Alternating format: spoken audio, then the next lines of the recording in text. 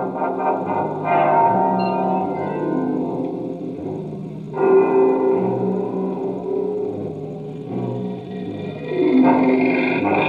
secret of the old Cypress mansion.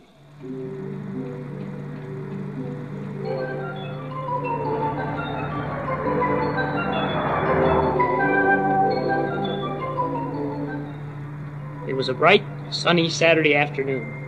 Little Mike, Sandy, Barney, and I were enjoying a very pleasant ride in the country. You know, when we take these little trips, we don't go anywhere in particular. Just drive along, laughing and talking together, watching for new and interesting things to see. We especially like to explore the seldom used little side roads that few people ever travel. We found one of those little roads that afternoon and decided to explore it. And thus began an adventure that we'll remember the rest of our lives. I had traveled this road at least part way a number of times and knew a little of what we'd find. But certainly not all. We were watching the scenery glide by when all of a sudden Mike called our attention to something off to the right. It was a large old house standing alone and empty among the trees, a short way back from the road.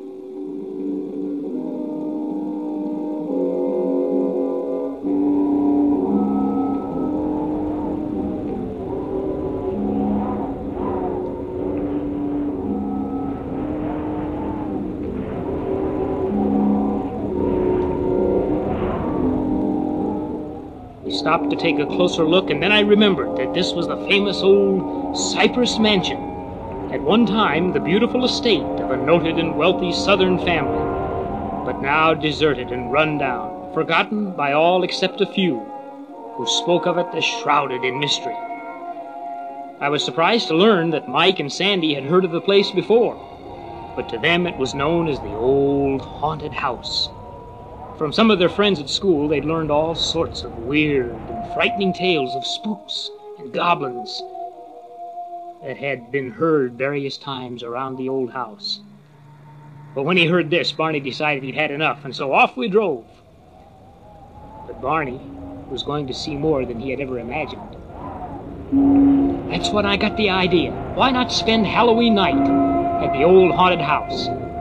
I called the local sheriff and got permission, and arranged for little Mike, Sandy, and Barney and I to sleep in the old mansion on Halloween night, and we'd all share a ghost hunt together.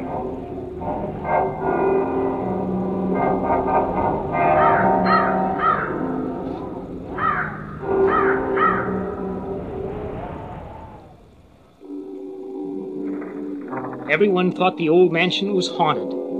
So just to prove it wasn't, and with the sheriff's permission, off we went to spend Halloween night inside the walls of that old house. I'll have to admit, in the early evening shadows, the place looked pretty spooky even to me. When I started unloading the car, Barney suddenly decided we ought to go home. But I just laughed at him and insisted that we go ahead with our plan. Poor Barney kept saying, "Yeah, I just don't like this, Uncle Bruce. I still think we ought to go home." But I said, "Go ahead, Barney, go ahead. Don't be scared. There aren't going to be any ghosts." "Watch it! Yeah! Oh, it's only you." Well, this was just typical of the surprises and the shocks that we were all going to be in for, but we didn't know it then. "Go ahead, Barney. Give the door a try." "Well, all right. I'm not scared. I'll just prove it here. Just watch this."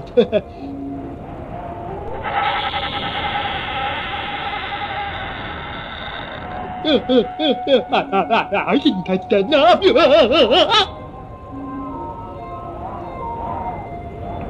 I kept trying to tell him it was only the wind, and to go ahead in. He'd be all right. Whoa! That didn't sound like wind to me!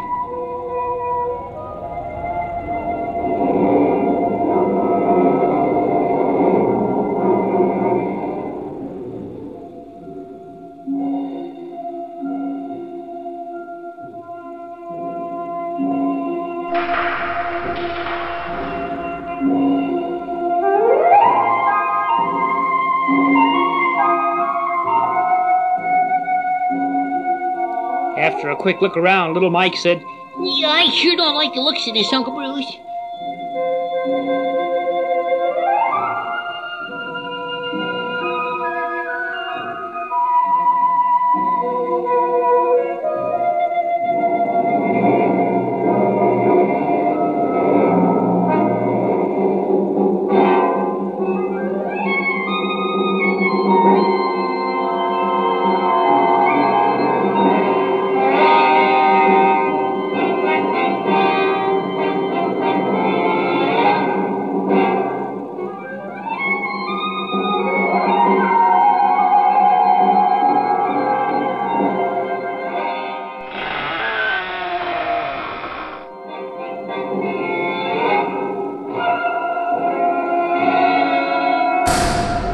What was that? I thought I heard a door close.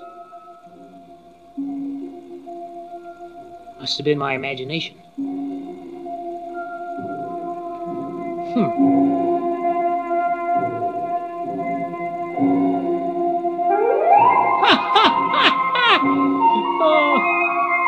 Barney had found an old-fashioned tub and shower and was having himself a good time. Taking an evening bath before retiring, you know. Testing, 1, 2, 3, testing. Fresh as a daisy.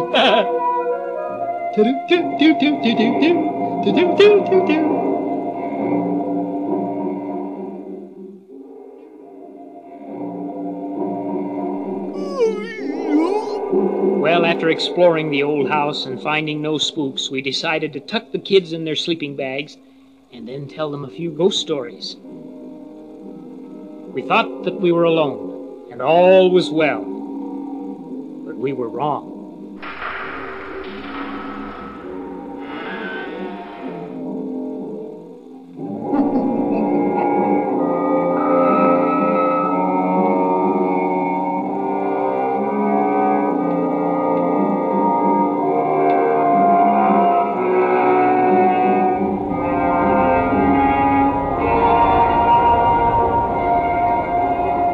Well, with Mike and Sandy tucked safely into their sleeping bags, they asked to hear a real spooky ghost story. So while a pale white moon rose above the treetops, sending its soft light through the windows of the old house, I began to tell a story of witches and goblins, drifting on the air, riding broomsticks against the night sky. But then we discovered that Mike and Sandy had gone to sleep. Well, apparently they weren't worried about the ghosts. Now was a good time to really do some more exploring around the old house. So I woke Barney and explained the plan. And we decided that we would set off in different directions to see what we could find.